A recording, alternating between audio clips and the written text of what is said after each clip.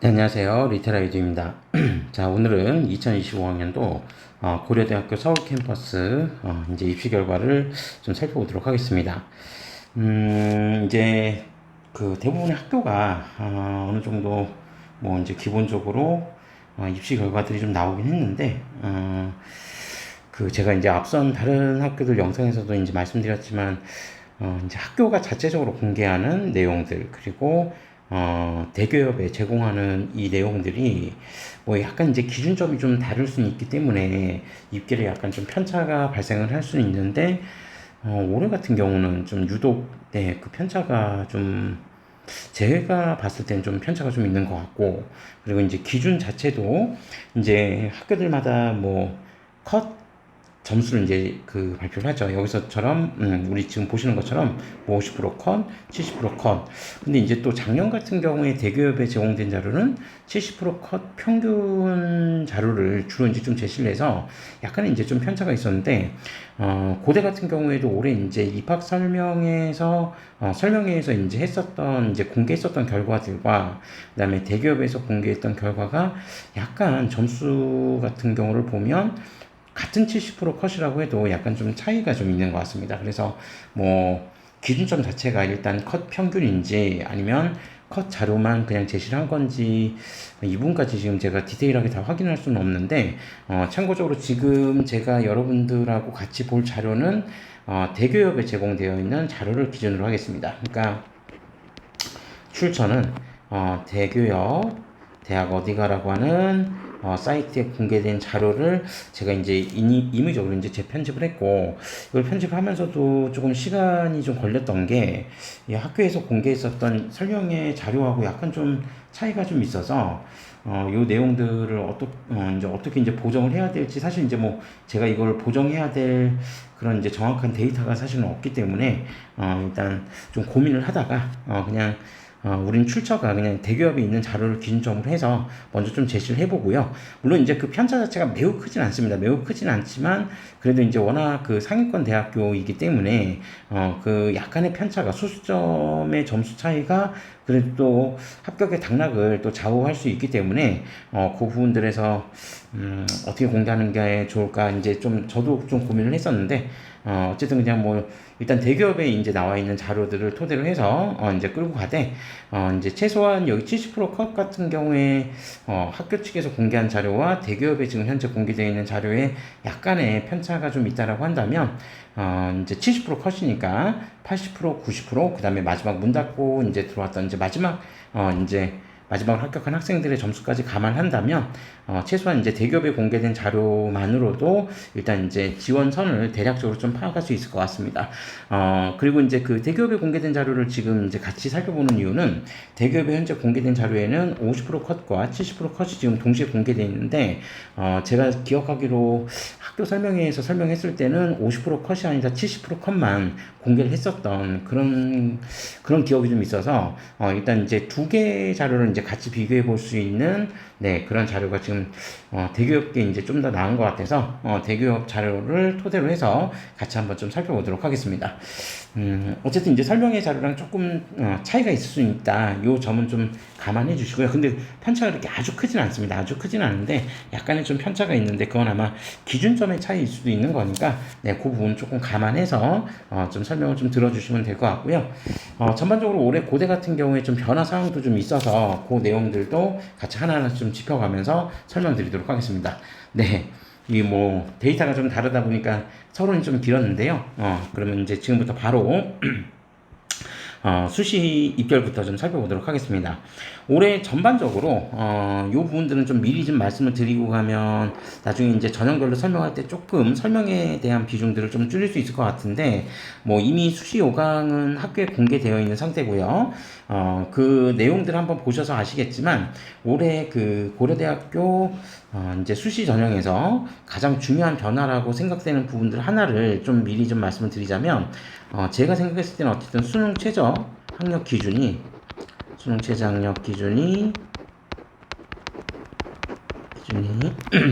네, 완화됐다는 거. 요건 일단 좀 우리가 기억을 좀 해주고 가실 필요가 있겠습니다. 그러니까 가뜩이나 이제 그 고대 자체가 이제 워낙 그 성적이 좋은 내신이 좋은 학생들이 이제 오는데 여기에 이제 더해서 수능 최저학력 기준의 완화로 인해서 실질적으로 이제 합격자들의 입결 자체는 당장 조금 더 상승할 가능성들을 충분히 이제 가지고 있고 그 결과치들 같은 경우는 뭐 비교해 보셔서 아시겠지만 이전에 삼합 교과 전형 같은 경우에도 삼합 6으로 운영을 하고 있었던 때도 있었고 또 삼합 7로 운영하던 때도 있었고요. 그다음에 이제 학업 우수형 같은 경우에도 뭐 이제 탐구 과목 같은 경우에 두 과목 평균이냐 아니면 한 과목이냐에 따라서도 네, 입결의 편차가 좀 제법 발생했다라고 저는 생각을 하는데 어쨌든 2026학년도에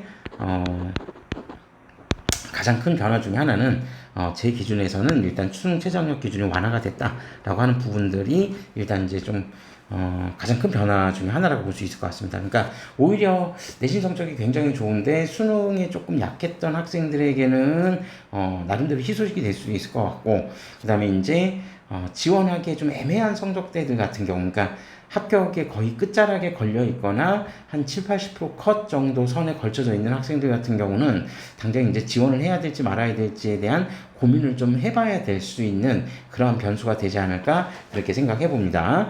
자, 그러면 어떻게 이제 수능 최저학력 기준의 완화가 이제 변화가 있는지 그 부분들을 하나하나씩 좀 살펴보면요.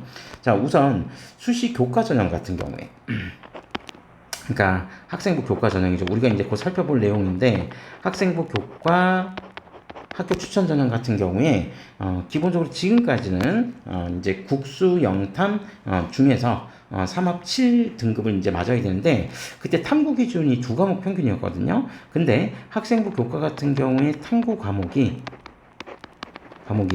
기존의 두 과목에서 이제 상위 한 과목으로 바뀌었다. 네, 요거 생각보다 이제 큰 변수가 될 수 있을 것 같습니다. 그러니까 상위 한 과목 정도라고 한다면 가뜩이나 최근에 이제 그 사탐 선택하는 인원들이 상당히 좀 많이 늘어 있는데, 그러니까 자연계열 학생들 중에서도 어차피 이제 뭐 과탐 자체가 좀 어렵다라고 판단했던 수험생들에게는 과탐 두 과목 평균을 다 맞추는 것도 사실 녹록지 않은 일인데, 이제 이 중에서 상위 한 과목만 이제 반영을 한다라고 했을 때 그런 부분들에서 조금 이제 변화가 좀 생길 수 있지 않을까 그렇게 생각합니다. 자, 제가 지금 이 자연계열 얘기를 꺼낸 이유가 뭐냐면 우선 이제 이 탐구 과목 두 과목에서 상위 한 과목으로 바뀌었다는 것도 이제 변화 중에 하나지만 가장 중요한 것 또 다른 이제 변화 중에 하나는 지정 과목이 지금 폐지가 됐다는 겁니다. 지정 과목이 폐지가 됐다. 자, 그러니까 원래 그 이공계열 같은 경우에는 이제 국수 영과였었죠. 작년까지만 하더라도. 그러니까 탐구가 의무적으로 이제 과탐을 응시했어야 되는데 이제 과탐을 응시하든 사탐을 응시하든 이제 상관이 없다. 그 과정에서 이제 두 과목 평균도 아니고 상위 한 과목이라고 한다면 사탐 선택 인원의 비중을 조금 더 늘릴 수 있는 그런 요인으로 작용할 수도 있다라고 하는 것들을 일단 좀 챙겨보실 필요가 있을 것 같습니다. 자, 그래서 학생부 교과 전형의 기본적인 이제 수능 최저학력 기준에서 탐구 두 과목 평균이 한 과목으로 바뀌었고 그 다음에 지정 과목도 폐지가 됐다라고 하는 점을 기억해 주시면 될 것 같고요. 그 부분은 의과대학도 역시 마찬가지입니다. 그래서 의과대학 같은 경우에도 이제 기본적으로 탐구 두 과목에서 상위 한 과목으로 변경이 됐다라고 하는 거, 네, 그 부분들 좀 기억해 주시면 될 것 같고 그 다음에 계약학과가 있죠. 그러니까 반도체랑 그 다음에 차세대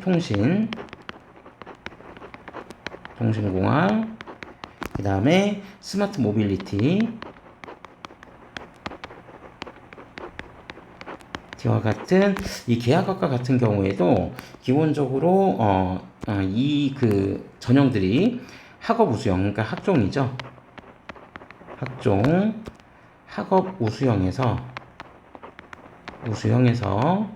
기존까지 수능 최저학력 기준이 이제 4합 7이었는데 이 수능 최저학력 기준이 지금 4합 8로 하향 조정되었다. 8로 조정되었다라고 하는 것도 좀 기억해 두시면 좋겠습니다. 그래서 기존의 4합 7등급에서 4합 8등급으로 하향 조정됐다라고 하는 것까지는 일단 이제 큰 변화의 한 틀로서 좀 기억해 두시면 되겠습니다. 뭐 이 이외에도 그러니까 세 번째 경영대학 같은 경우에 논술 전형에서 작년 이제 논술 처음으로 시행을 했는데도 불구하고 경영대학 논술 전형 같은 경우 수능 최저 학력 기준이 4.5였었거든요. 굉장히 높았었죠. 4.5였었는데 여기도 역시 8등급 이내로 이제 조정이 되었다라고 하는 것들도 참고적으로 좀 기억해 주실 필요가 있겠습니다. 그래서 전반적으로 이제 수능 최저 학력 기준을 완화하는 이제 추세로 가고 있다라고 하는 부분들을 좀 기억해 주시면 될 것 같고, 그 외에 이제 또 다른 변화들은 전형별로 이제 좀 설명을 하면서 그 내용들을 따로 좀 말씀드리도록 하겠습니다. 자, 그러면 우선 학생부 교과 학교 추천 전형부터 한번 먼저 좀 살펴보면요. 추천 전형 같은 경우에도 일단 변화가 좀 있죠. 그래서 추천 전형은 아시겠지만 기본적으로 이제 교과 전형이니까 교과 성적, 학생부 교과 성적 80%와 그 다음에 서류 20%를 합산해서 지금까지 최종 합격자를 선발했었고요. 자, 그리고 여기에 수능 최저학력 기준이 적용이 됐었습니다. 자, 이제 아까 수능 최저학력 기준 완화된 부분들은 좀 말씀드렸는데, 그러니까 기존까지는 인문 같은 경우가 국수, 영탐, 탐구는 두 과목, 이 중에서 3합 7등급 이내를 이제 충족해야 됐고, 그 다음에 자연계열 같은 경우가 국수, 영, 작년까지는 그랬습니다. 과탐이었습니다. 과탐 중에서 3합 7. 그리고 의예과, 의과대학 같은 경우가 역시 마찬가지로 국수, 영과 두 과목 중에서 4합 5등급 이내를 충족했어야 됐다. 요런 부분이었는데, 그러니까 이제 앞서 이제 서두에 말씀드렸던 것처럼 여기 탐구 두 과목들이 2026학년도에는 모두 한 과목으로 바뀌었다는 점, 그리고 이제 자연계열과 의과대학 같은 경우에도 기본적으로 이제 지정 과목, 과탐 지정 과목이 이제 사라지고 이제 기본적으로 이제 그 사탐을 선택하든 과탐을 선택하든 상관이 없게 되었다라고 하는 것도 좀 참고 삼아 기억해 주실 필요가 있겠습니다.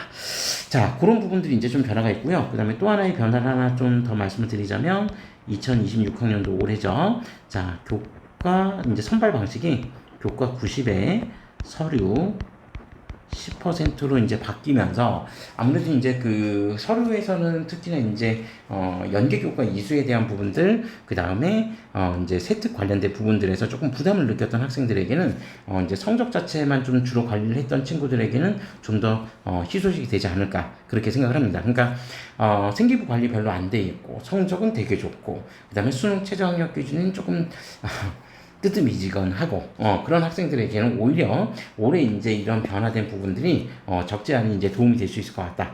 그렇게 좀 생각을 하고요. 자, 그러면 2025학년도 입결과 2024학년도 입결을 좀 비교해 보는데 2024학년도는 이제 70% 컷. 작년에 이제 공개됐던 거는 70% 컷이었고 요번에 대기업에 공개되었던 2025학년도 자료에는 50% 컷과 70% 컷이 동시에 공개됐으니까 그 내용들 한번 살펴보시면 되겠습니다. 자, 그러면 일단 이제 그 모집 단위별로 좀 비교를 해보면 경영대학 같은 경우가 지금 50% 컷이 1.29, 그 다음에 70% 컷이 1.36으로 70%는 전년도하고 비교했을 때 큰 편차가 있진 않았습니다. 요것도 일단 그 학교에서 이제 공개했던 설명회에는 70% 컷이 1.3 정도로 이제 떨어졌었는데, 지금 이제 대기업에 공개된 자료에는 0.06 정도가 조금 더 낮게 이제 나와 있다. 그렇게 좀 생각해 보시면 될 것 같고. 그 다음에 국문 같은 경우에는 경쟁률이 전년도에 비해서 조금 떨어졌습니다. 조금 떨어졌고 50% 컷과 70% 컷 사이의 컷 편차는 그렇게 크진 않았고요.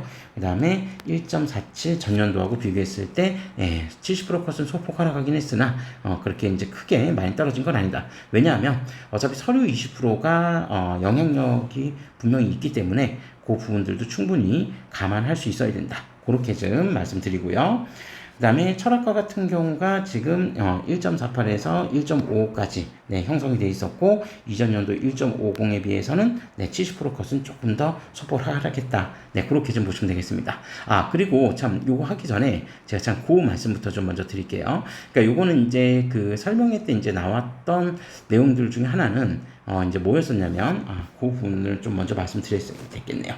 그 수능 최저가 이제 뭐 하향 조정됐고 어떻다라고 하는 부분을 제가 지금 앞서서 말씀드렸는데, 그럼 과연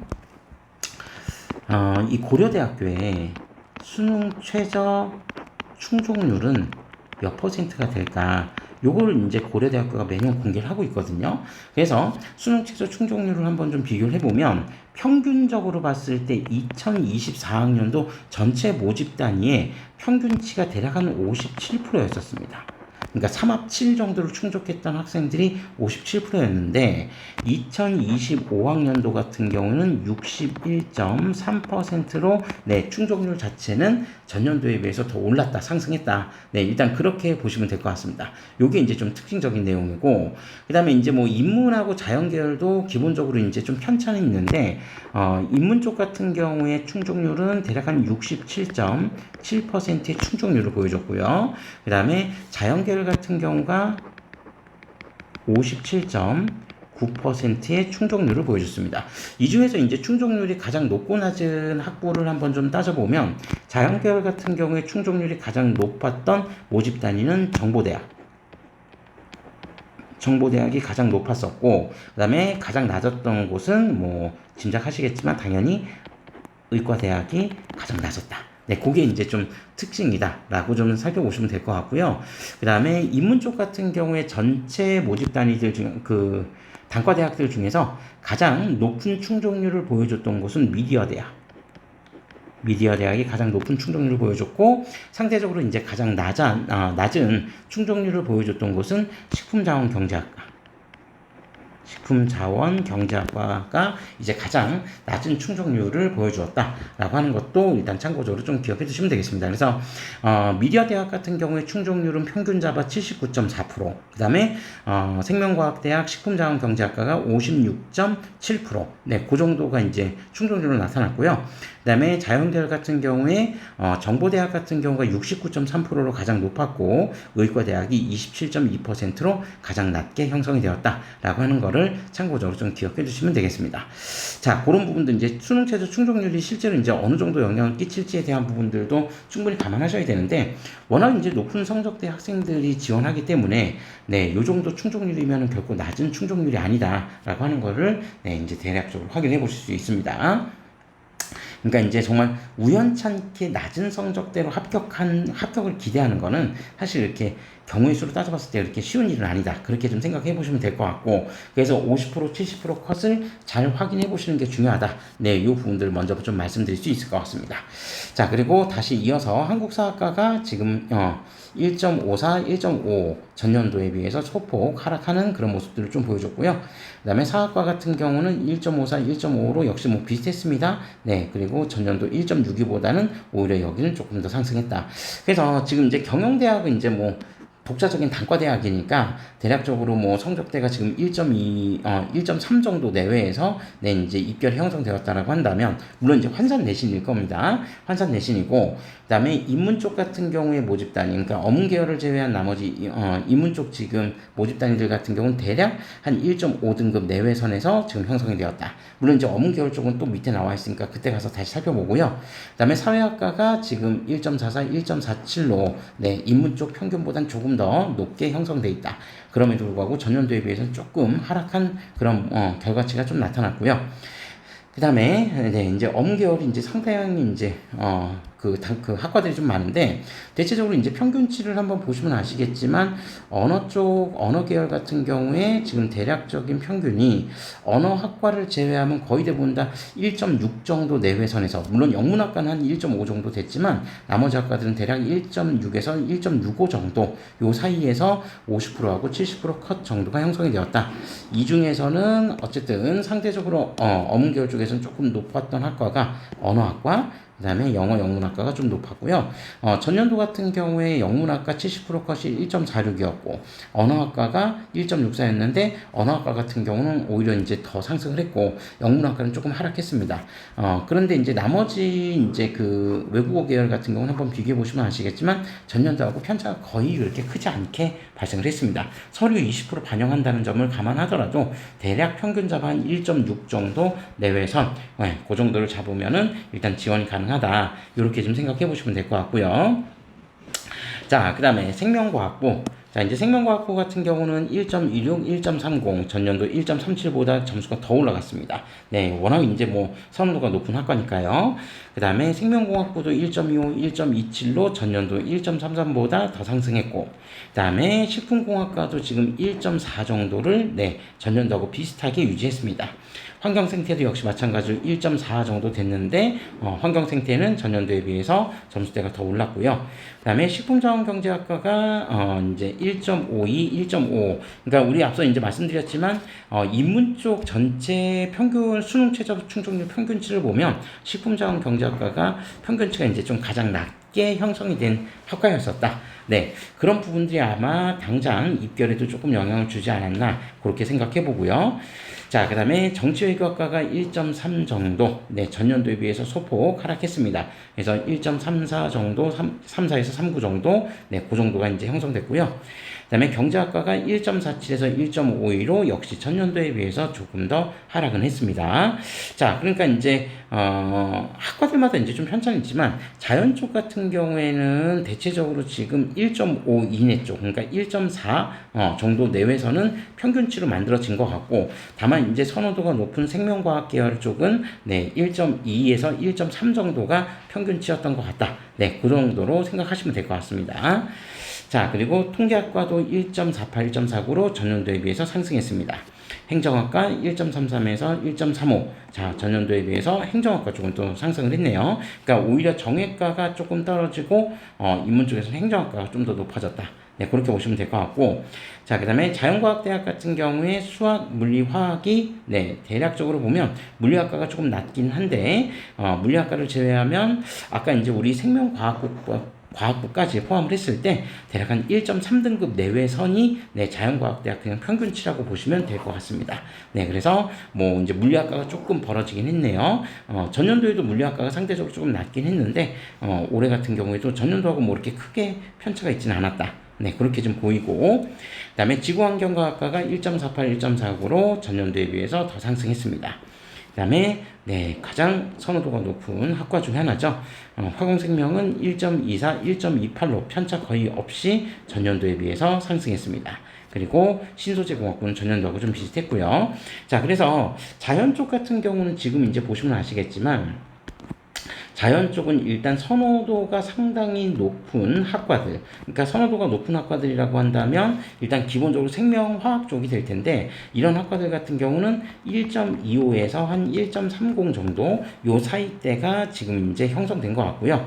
그 다음에 선호도 한 중간 정도 되는 학부들조차도 대략 한 1.4등급 정도는 어느 정도 형성이 되어야 서류에 조금 서류 20% 정도를 좀 감안한다고 했을 때 합격을 예단할 수 있을 것 같습니다. 물론 작년에도 실질적으로 결과를 한번 열어보니까 지금 이제 제가 여기서 보는 이 50% 컷, 70% 컷보다도 실제로 이제 성적이 높았던 학생들조차도 결론적으로 그 학생들이 수능 최저까지도 다 충족을 했는데 결론적으로 떨어지는 경우를 또 제법 봤거든요. 그러니까 그런 것들을 보면 서류 20%가 역시 고대의 학생부 교과 전형에서는 만만치 않은 비율을 가지고 있다. 그러니까 최소한 2026학년도에 지금 서류 반영 비중이 20%에서 10% 떨어졌다라고 하는 거는 이제 뭐랄까요? 그러니까 내신 성적 자체가 정량 평가의 대상이 되는 내신 성적 자체를 조금 더 우위에 두겠다는 얘기니까 입결 자체는 조금 더 높아질 수도 있다. 근데 이제 뭐 많이 상승하지는 못할 겁니다. 이미 지금 현재 상태도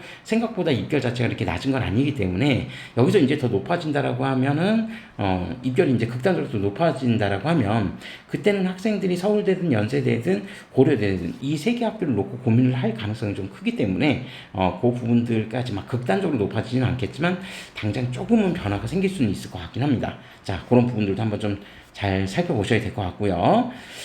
자, 그 다음에 다시 이어서 건축사회환경이 1.54, 1.55로 네, 전년도 1.64에 비해서도 일단 0.1 정도 더 끌어올렸고요. 자, 그 다음에 건축학과가 1.43, 1.47, 네, 1.43, 1.47로 역시 전년도보다 끌어올렸습니다. 이제 1.5등급이 넘어가는 경우가 그렇게 이제 쉽지는 않겠네요. 그 다음에 기계공학부가 1.38, 1.44로 전년도에 비해서 역시 조금 더 상승했고, 산업경영공학도 역시 전년도에 비해서 상승했습니다. 그 다음에 전기전자는 워낙 이제, 선호도가 이제 높은 학과인데 전년도하고 뭐 거의 비슷한 결과치들이 나타났다. 그렇게 보시면 될 것 같고 융합에너지공학도 당장 높아졌습니다. 이제 뭐 새롭게 정부도 이제 바뀌고 했으니까 이런 에너지 쪽 관련된 분야에 아무래도 이제 좀 더 이제 잠재적인 어떤 향후의 전망이 좀 더 좋아지지 않을까 그렇게 생각을 해봅니다. 자, 그리고 의과대학이 1.05, 1.07로 전년도하고 거의 유사하게 나타났고요. 그 다음에 이제 사대입니다. 사대 같은 경우에는 지금 교육학과가 1.40에서 1.60.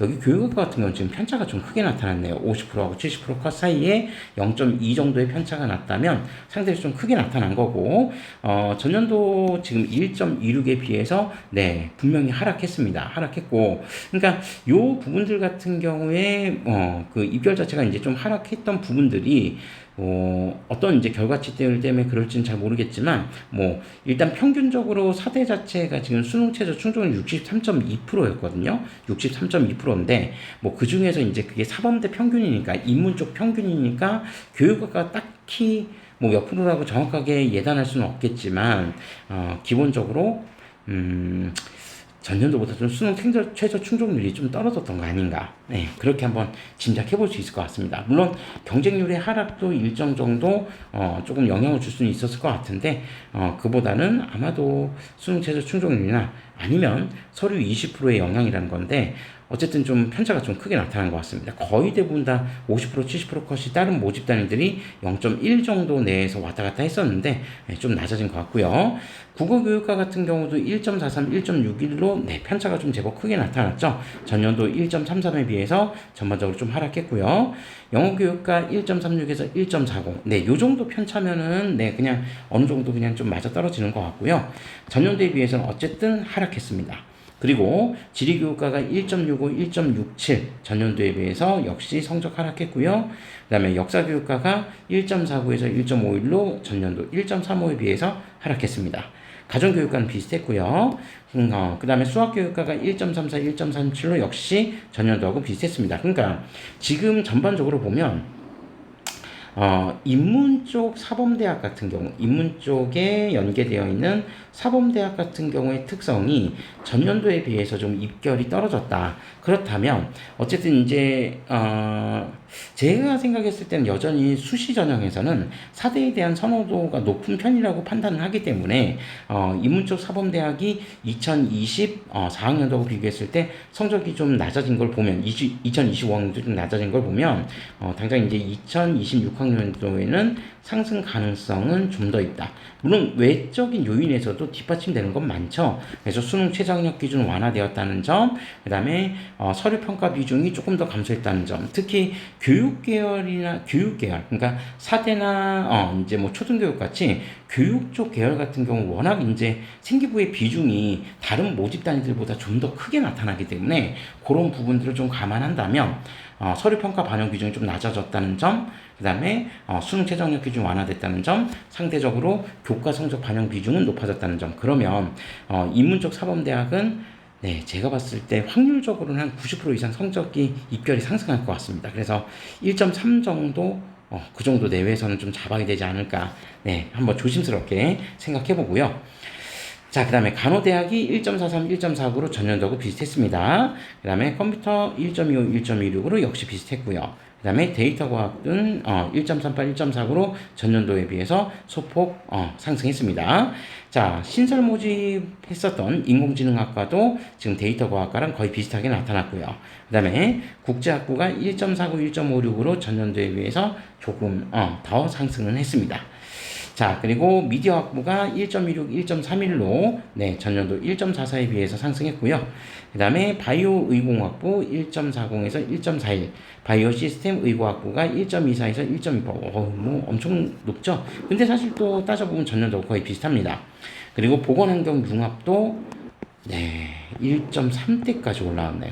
제가 이제 보건환경융합 같은 경우 좀 관심을 갖고 몇 년간의 흐름들을 좀 살펴봤는데, 최근에 그 고려대학교 입결 중에서 가장 높은 상승률을 보이고 있는 모집 단위가 보건환경융합과학부가 아닐까, 그렇게 생각을 합니다. 계속 올라갈지 아니면 조금 한 번 정도는 꺾이고 갈지, 네, 진짜 좀, 흥미롭게 좀 지켜봐야 될 모집단인 것 같네요. 자, 그 다음에 보건정책관리학부는 1.53, 1.58로 전년도하고 좀 비슷했고요. 그 다음에 자유전공학부가 1.36, 1.39로 네, 전년도에 비해서 거의 뭐 비슷한 수준이라고 보면 되겠네요. 그 다음에 스마트 보안도 1.41, 1.49, 그 다음에 심리학부가 1.44, 1.48로 전년도하고 거의 비슷했습니다. 네, 고대 같은 경우도 이제 작년에 이슈 중에 하나는 이제 자전 모집이었는데, 고려대학교는 작년에 이제, 그러니까 기존에 이제, 선발해왔던 자유전공학부 이외의 학부대학으로 이제 모집을 한 케이스들도 좀 있었죠. 그런 부분들도, 입결치에 이제 나중에 조금 전형이 좀 다르긴 한데, 입결에 좀 관심을 가지실 필요는 있을 것 같고요. 어쨌든 기본적으로 요 정도 성적 떼드립니다. 그래서, 1.5등급을 벗어나는 모집 단위를 정말 이제 찾기가 쉽지 않았다. 라고 하는 게 일단 좀 특성이라면 특성일 수 있을 것 같고요.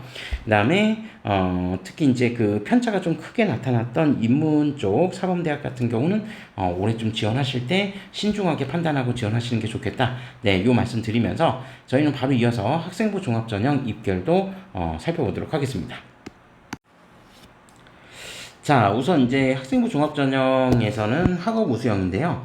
이 학업 우수형 같은 경우에는 이제 뭐 다른 여러 가지 이제 뭐 특별 전형도 있고 일반 전형이 있는데, 일반 전형 중에서 가장 대표적인 거는 학업 우수형과 그 다음에 계열 적합형이 되겠죠. 자, 두 전형이 이제 좀 차이가 좀 있는데, 학업 우수형 같은 경우는 면접 없이 서류 100%로 100% 일괄 전형으로 학생들을 모집을 했고요. 그 다음에 이 학업 우수형 같은 경우는 수능 최저학력 기준이 있었죠. 자, 그래서 인문 쪽 같은 경우에는 수능 최저학력 기준이 국수, 영, 탐구는 한 과목 반영합니다. 자, 그래서 국수, 영탐 4개 과목 모두 합산해서 8등급 이내가 8등급 이내를 충족해야 되고요. 그 다음에 자연계열 같은 경우는 국수, 영과 작년 기준은 자연결혼 과탐이라고 얘기했었죠. 그래서 역시 4, 8. 그 다음에 의예과 같은 경우가 국수영과 중에서 교과하고 동일하게 4, 5. 네, 이렇게 이제 적용을 했었는데, 앞서 이제 말씀드렸던 것처럼 2026에서는 네, 탐구를 기존의 2과목에서 한 과목으로 변경했다는 점 하나. 그리고 지정 과목 폐지했다. 그래서 과탐 대신에 사탐으로 응시해도 된다라고 하는 부분들이 좀 변동 사항이니까 그거를 좀 기억해 주시면 될 것 같고요. 그 다음에 이제 뭐 기본적으로 이제 학생부 종합 전형이다 보니까 이제 제가 학생부 종합 전형은 다른 대학교 설명할 때도 말씀드리지만 액면가 그대로만 이제 믿긴 좀 힘들죠. 왜냐하면 정성평가 영역이기 때문에 액면가 그대로만 믿긴 좀 힘들지만, 그래도 고려대 학업우수형 같은 경우에는 수능 최저학력 기준이 적용되기 때문에 일반고 학생들도 상대적으로 지원 비율이 좀 높은 편입니다. 그러니까 계열 적합형 같은 경우는 아시겠지만 수능 최저 없이 면접으로 이제 학생들을 선발하기 때문에, 생기부하고 면접으로. 그래서 특목과 자사 지원율이 굉장히 높은데 상대적으로 학업우수형 같은 경우에는 네, 이제 일반고 학생들의 지원율이 계열 적합형보다는 좀 더 높다라고 하는 거를 좀 참고해 보셔도 좋을 것 같습니다. 자, 그리고 여기도 이제 어쨌든 학업 우수형이 지금 보시는 바와 같이 이제 수능 최저학력 기준이 이제 적용됐기 때문에 앞서 이제 설명드렸던 것처럼 동일하게 한번 그 얘기를 한번 좀 해보고 갈게요. 그러니까 고대에서 공개했던 2025학년도 수능 최저 충족률이 한 몇 프로 정도 될까? 라고 하는 건데, 뭐 이미 이제 뭐 보셨겠지만 앞서서 이제 교과 전형보다 사실 수능 최저학력 기준 충족에 대한 어떤 그 난이도가 훨씬 더 높거든요. 그러니까 그런 부분들에서는 충족률이 상대적으로 조금 낮게 형성될 수도 있다라고 하는 것도 좀 기억해 두실 필요가 있을 것 같습니다. 자, 그래서 좀 놀랍게도 재밌는 결과가 나왔는데, 2024학년도, 그러니까 전체 평균을 한번 보면 2024학년도 같은 경우에 이제 1단계 합격자 이제 대상이겠죠, 당연히. 그래서 62.8% 전년도가, 그러니까 2024학년도죠. 그때 그랬는데 62.8%면 사실 엄청 높은 거거든요. 근데 2025학년도에는 수능 최저학력 기준 충족률이 38.5%로 확 떨어졌습니다. 생각보다 많이 떨어졌죠. 네. 제가 봤을 때는 생각보다 좀 많이 떨어졌는데, 더 놀라운 거는 2024학년도에 4파를 충족하는 충족 비율이 무려 62.8%였다는 것도 좀 놀라운 사실이었는데, 어쨌든 이제 38.5 정도면 제가 봤을 때는 38.5%가 정상이지 않을까. 제 기준에서는 그렇습니다. 주변에서 이제 학생들 수능 최저 충족하기가 워낙 어렵다 보니까 좀 그렇다라고 생각은 하는데, 아무튼 이제 좀 그렇고요. 그 다음에 계열별로 좀 따져보면 인문 같은 경우에 전체 수능 최저 충족률이 약 한 43% 정도, 평균 잡아 43% 정도였고요. 요 43% 중에서 가장 충족 비율이 높았던 단과 대학은 역시 경영대학이 가장 높은 충족률을 보여줬었고요. 그 다음에 상대적으로 인문 쪽 모집 단위 중에서 가장 충족률이 낮았던 곳은 교과 전형하고 비슷하게 보건정책 관리학부가 가장 낮게 형성되었다라고 하는 거. 그 교과는 식품자원경제학과 가장 낮았었죠. 네, 요번에는 보건정책 이제 관리학부가 가장 낮게 형성되었고, 그다음에 자연계열 전체 평균 같은 경우는 35.9%. 그러니까 과탐 선택하는 게 이렇게 좀 부담이 된다라고 저는 생각을 하는데, 아무튼 35.9%였고요. 물론 이제 의과대학이 좀 깎아먹은 것도 좀 있겠지만, 네, 의과대학은 잠시만요. 네. 제가 그 자료를 보다서는 여기 의과대학이 다른 학과대학 평균보다 좀 높았거든요. 그래서 어쨌든, 의과대학이 깎아먹은 건 아닙니다. 자, 그래서, 자연계열 중에서는 수능 최저학력 기준이 가장 높았던 단과대학이 역시 정보대학 쪽이 가장 높았고, 그 다음에 상대적으로 수능 최저학력 기준 충족률이 가장 낮았던 곳은 간호대학이, 21.9%로 가장 낮은 수능 최저 충족률을 보여줬었다라고 하는 것도 일단 좀 참고 삼아 기억해 두실 필요가 있겠습니다. 그래서 전반적으로 의과대학은 참고적으로 36.7%로 자연계열 전체 평균보다 조금 높게 나왔습니다. 높게 나왔고, 그다음에 정보대학이 한 44.7% 정도. 네, 그러니까 결론적으로 50%를 넘긴 곳들은 없었다. 자연계열 중에서는 그런 부분들이 일단 좀 특징이라면 특징일 수 있겠습니다.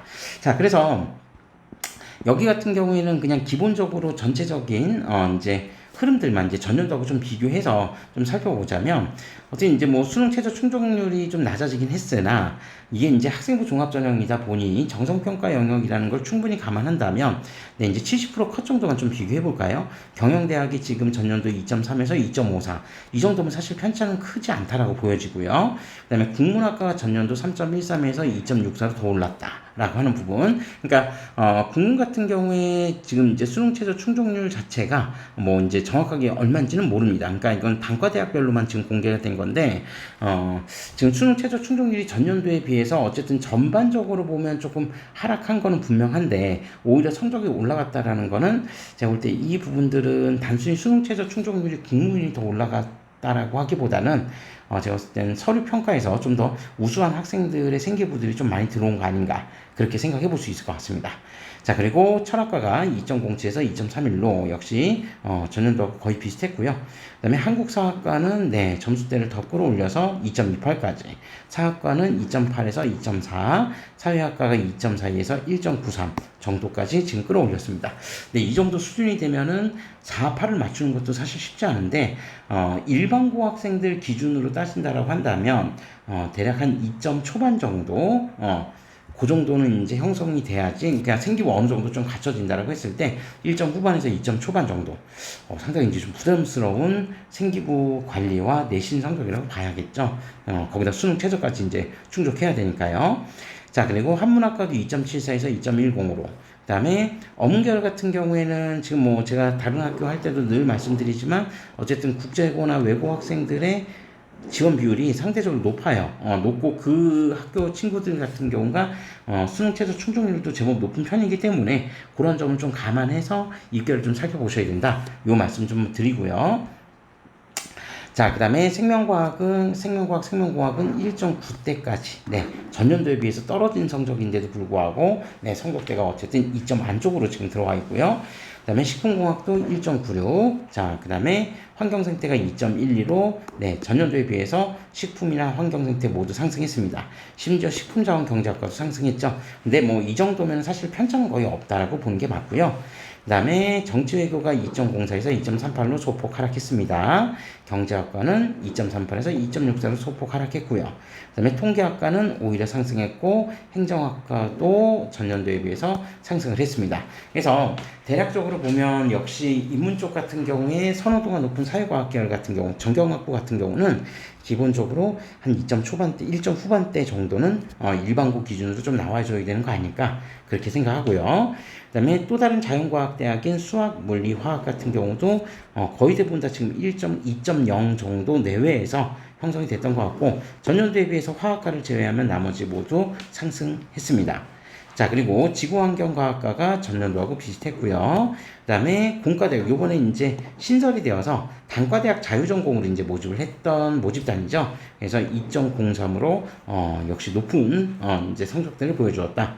그리고 화공생명은 1.95, 신소재도 2.04, 건축사회 2.20, 건축학과 2.30으로 뭐 학부들마다 일정의 편차는 있지만 대체로 선호도가 높은 학과들 같은 경우 소폭 점수가 좀 하락했다. 반면에 그렇게 이제 그 학생들의 그 선호도나 관심도가 높았다라고 좀 보긴 힘들었다. 뭐 건축사회환경이나 건축학과, 건축계열은 오히려 성적이 일부는 상승하고 하락하는 모습들이 좀 나타나긴 했는데 전체적인 평균을 보면은 전년도하고 비교했을 때 이 정도 편차는 그렇게 큰 편차라고 보여지지는 않습니다. 네, 그런 부분들 좀 참고하시면 될 것 같고요. 그 다음에 기계공학부 같은 경우가 2.16에서 1.98로 네, 상승했으나 역시 편차가 크다라고 보기는 힘들고 산업경영은 뭐 비슷하게 형성됐죠. 전기전자가 지금 1.84에서 1.96으로 역시 편차 전년도하고 거의 없습니다. 그 다음에 반도체공학이 2.0에서 1.72로 네, 많이 상승했네요. 그리고 융합에너지도 역시 상승했고요. 그 다음에 차세대통신 2.39로 역시 전년도에 비해서 상승했습니다. 의과대학은 소폭 하락했죠. 그 다음에 교육학과 2.36에서 1.86으로 국어교육과도 역시 2.61에서 2.09로 그 다음에 영어교육과는 조금 하락하긴 했습니다. 그러니까 교육학과랑 국어교육과는 전반적으로 좀 점수가 상승했고요. 그 다음에 지리교육과도 전년도에 비해서 상승, 역사교육과는 비슷, 그 다음에 가정교육과도 역시 비슷했다. 네, 그렇게 좀 보시면 될 것 같습니다. 그리고 수학교육과 같은 경우에는 전년도 1.84에서 1.74로 역시 6개월 좀 상승했다. 그리고 아까 이제 수능 최저학력 기준 충족률이 가장 낮았던 간호대학 같은 경우가 2.20에서 2.06으로 오히려 최저 충족률은 다른 단과대학에 비해서 상당히 좀 낮았지만 입결은 오히려 더 상승했다라고 하는 모습을 확인하실 수 있고요. 그 다음에 컴퓨터과학은 1.73에서 1.99로 데이터과학은 네, 비슷하게 형성됐습니다. 그리고 인공지능학과 같은 경우 올해 이제 신설됐다라고 말씀드렸는데 2025학년도에 네, 2.0 정도 나왔고요. 그 다음에 국제학부도 역시 성적 상승. 그 다음에 미디어학부도 네, 상승했고요. 바이오의 공학부는 소폭 하락했습니다. 1.9에서 2.37로 하락했고 그 다음에 인기가 굉장히 많은 바이오 시스템 의과학부가 전년도하고 비슷했고요. 그 다음에 보건환경융합도 역시 비슷했습니다. 그 다음에 보건정책관리학부는 네, 오히려 점수가 더 올라갔죠. 그러니까 인문 쪽에서는 최저 충족률이 가장 낮았던 모집단이었는데 네, 전년도에 비해서 입결이 좀 더 상승했다라는 것을 확인하실 수 있고 자, 그 다음에 자유전공은 2.27 정도로 전년도하고 비슷했습니다. 그 다음에 스마트 보안은 2.49, 그 다음에 심리학부 2.01, 그 다음에 스마트 모빌리티 2.17로 네, 전년도하고의 그런 편차들이 모집단별로 매우 크진 않았다 라고 하는 거, 그 점을 좀 확인해 보시면 되겠습니다. 자, 다음으로 계열적합형에 대해서 좀 살펴볼 건데요. 계열적합형 같은 경우에는 네, 전반적으로 지금 입결은 다 살펴보는 거는 제가 봤을 때 큰 의미는 별로 없을 것 같고 네, 여기 계열적합형에서 나오는 데이터들만 몇 가지 좀 흥미로운 것들만 좀 찾아내고 좀 넘어가도록 하겠습니다. 계열적 합평 같은 경우에는 앞서 이제 말씀드렸던 것처럼 같은 학생부 종합전형이지만 학업 우수형하고 좀 다르게 학업 우수형이 서류 100% 일괄 전형으로 모집했다라고 한다면 계열적 합평은 단계별 전형으로 모집을 합니다. 그래서 1단계가 서류 100%로 지원자의 5배수를 선발을 해서 2단계는 1단계 성적 50%와 그 다음에 면접 50%를 합산해서 최종 합격자를 선발하는 그런 방식이었습니다. 그리고 수능 최저학력 기준은 없었고요. 자, 그런데 2026학년도에는 요 2단계 평가 방법이 좀 바뀌어서 1단계 서류 평가 60과 그 다음에 면접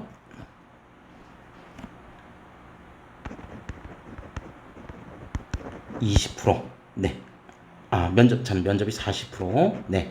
그래서 1단계 성적 60%와 면접 40%로, 그러니까 면접 비중은 10% 줄고, 네, 서류 평가 비중이 10% 좀 늘어났다. 그러니까 면접의 비중이 조금 감소했다. 그럼에도 불구하고, 면접에서도 이제 좀 중요한 변수가 될 수는 있겠지만, 이 통계에서 이제 좀 재미있는 이제 결과치들을 이제 고대에서 공개했던 내용들을 한번 보면 뭐 이런 부분이 있습니다. 그러니까 제가 입결 관련된 부분은 이 자료는 저희 네이버 그 블로그 리테라이즈 블로그에도 좀 올려놓을 거니까 거기 와서 좀 다운 받아보셔도 될 것 같고요. 일단 이제 그 통계적으로 보면 특목이랑 자사 합격 학생들이 정말 많은 전형입니다. 그래서 실질적으로 합격한 학생들의 이제 그 고교별 비율을 한번 좀 살펴보면 이제 이건 뭐 고대가 이제 공개한 거니까 과고하고 영재학교의 이제 등록 비율이 무려 몇 프로였었냐면요. 70.9%라고 합니다. 그리고 자사고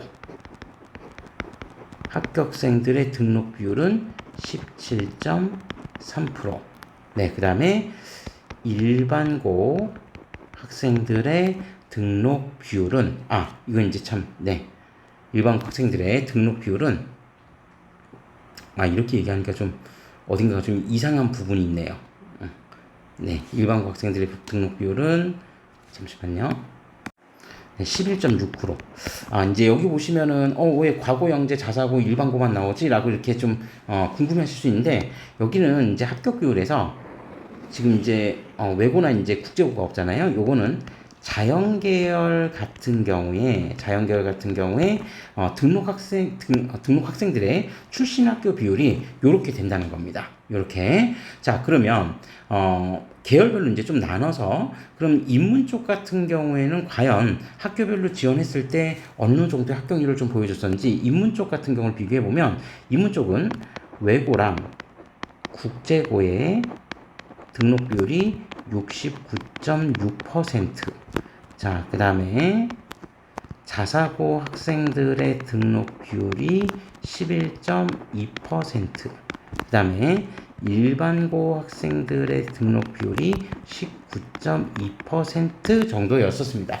자, 그렇다면 기본적으로 이제 특목과 자사고의 비율이, 그러니까 지금 이거는 인문계열 쪽이고요. 인문계열 계열별로 좀 나눠서 미리 좀 살펴봤습니다. 자, 그러면 이렇게 이제 나눠볼 수가 있는데, 그러니까 자연계열 같은 경우에 실질적으로 일반고 비율이 11.6%밖에 안 된다는 거는 전체 합격생들의 지금 거의 90% 가까운 합격생들의 비율이 과고, 영재고, 자사고, 그러니까 특목과 자사고에 몰려 있다는 거고, 그 부분들이 조금 비중이 좀 낮긴 하지만 인문계열 같은 경우에도 비슷한 패턴이 나타난다는 거죠. 그러니까 일반고 같은 경우는 특목 자사 비율이 한 80%, 그다음에 일반고 비율이 20% 정도 되니까 아무래도 이제 그 서류 평가 비중이나 서류 평가에서 실질적으로 그 합격하는 학생들의 비중이 특목 자사 비율이 압도적으로 높다는 것을 확인해 볼 수 있습니다.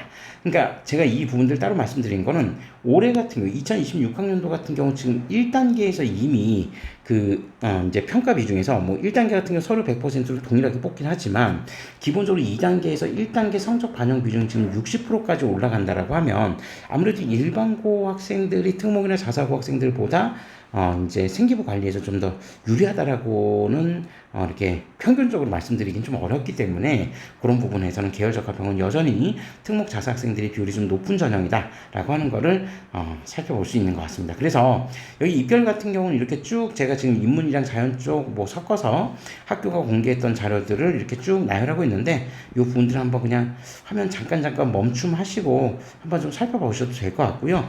그 다음에 이 자료 자체는 이제 좀 더 이제 확인해 보고 싶으신 분들은 저희 이제 네이버 블로그에 리테라이즈 블로그에 오셔서 요 내용들을 좀 확인해 보시면 될 것 같습니다. 자, 그래서 여기 이제 다른 모집 단위들도 이렇게 쭉 나와 있고요. 요 부분들도 한번 잠깐 화면 멈춤하시고 네, 한번 살펴보셔도 좋을 것 같습니다. 네, 그래서 여기는 이제 입결을 전부 다 해석을 하지는 않고 그냥 여기는 네, 여기 보여주는 입결이 전부가 아닐 거기 때문에 네, 요 부분들 제가 따로 더 말씀드리진 않고 그런 정도만 좀 간단하게 말씀드리겠습니다. 그리고 하나만 더 이제 좀 설명을 드리자면 그 대기업에 공개되어 있는 자료에는 따로 나와 있진 않았는데 아시겠지만 여기다가 요 얘기만 하나 좀 추가적으로 원래 이 칸 다 쓰면 안 되는데 그냥 칸이 없으니까 여기다 그냥 쓰고 갈게요. 그러니까 논술 전형이 이제 전년도에 신설이 되어서 새롭게 학생들을 좀 모집을 했었죠. 자, 그래서 논술 전형 같은 경우에는 기본적으로 어떻게 이제 그 학생들을 선발했냐면 논술 100% 일괄 전형으로 선발했었고요. 다만 이 논술 전형 같은 경우에도 수능 최저학력 기준이 있었는데, 그러니까 수능 최저 같은 경우에 인문 평균은 국수 영탐 한 과목이었죠. 자, 그래서 4합 8등급. 그리고 자연계열 같은 경우에는 국수영화 한 과목이었고요. 그래서 4, 8. 그리고 앞서 이제 처음으로 2026학년도 변화해서 경영대학 같은 경우에는 4, 5라고 제가 말씀을 드렸는데 경영은 네, 국수영탐 한 과목 해서 4, 5등급.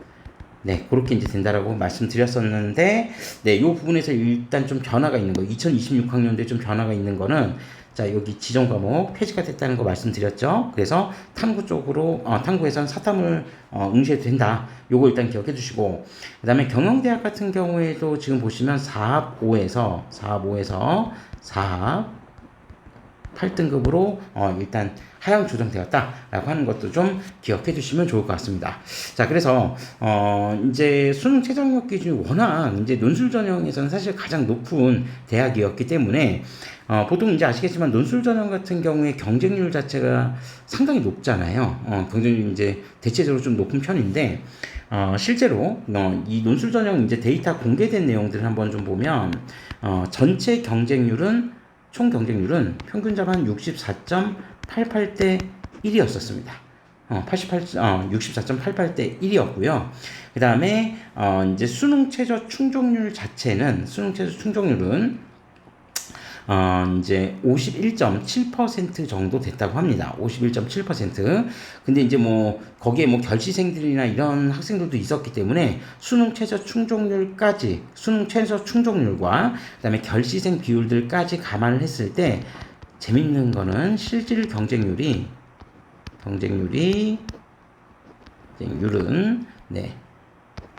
9.13대 1이었다라고 합니다. 그러니까 실제로 이제 논술 시험 보러 오지 않은 학생들이 한 57.2%나 됐다고 해요. 57.2%.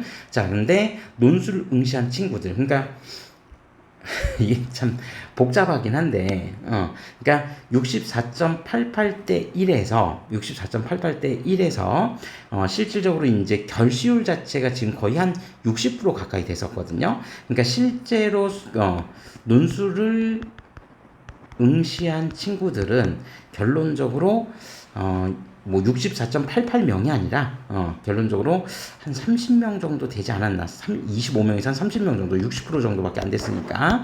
근데 그 중에서도 또 요 안에서도 결론적으로 수능 최저 충족률이 51.7%밖에 또 안 됐으니까 실질 경쟁률이 그거보다 더 떨어졌다. 네, 그런 결과치들이 좀 나온 것 같습니다. 그래서 뭐 제가 이제 임의적으로 그냥 계산해서 좀 그렇게 됐는데 어쨌든 네, 실제로 이제 지원만 해놓고 제가 봤을 때는 수능 최저가 안 돼서 결시한 친구들이 무려 60% 정도였다.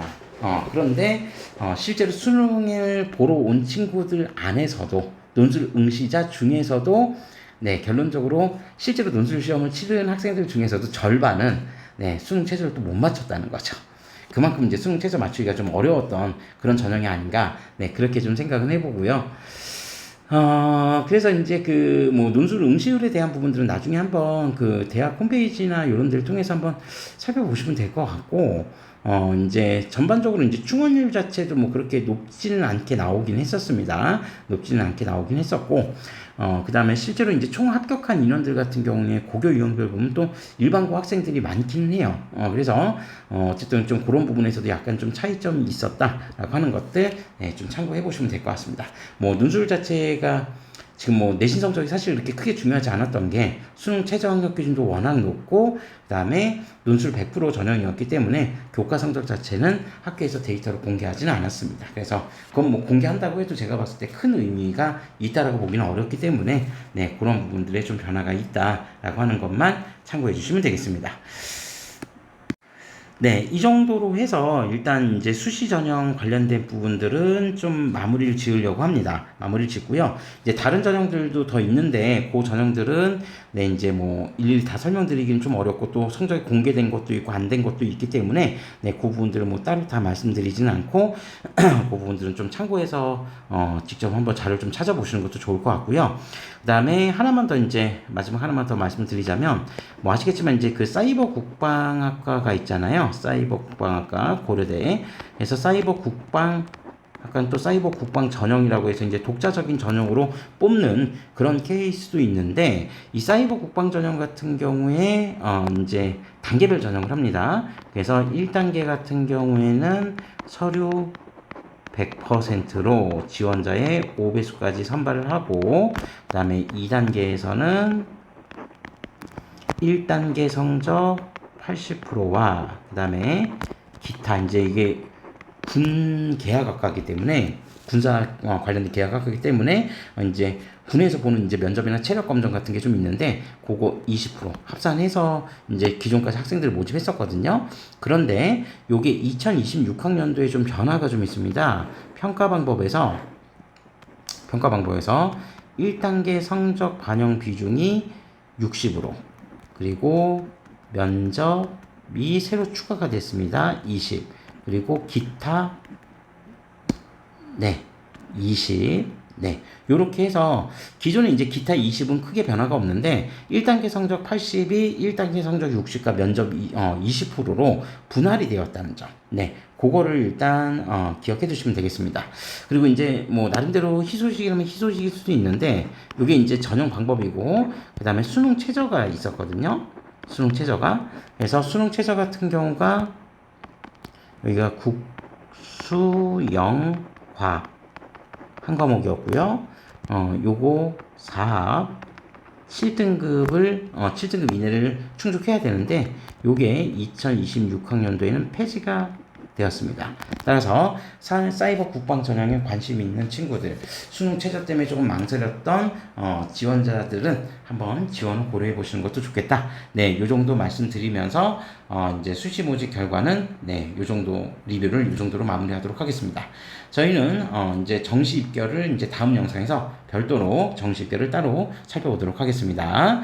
자, 시청해 주셔서 감사합니다.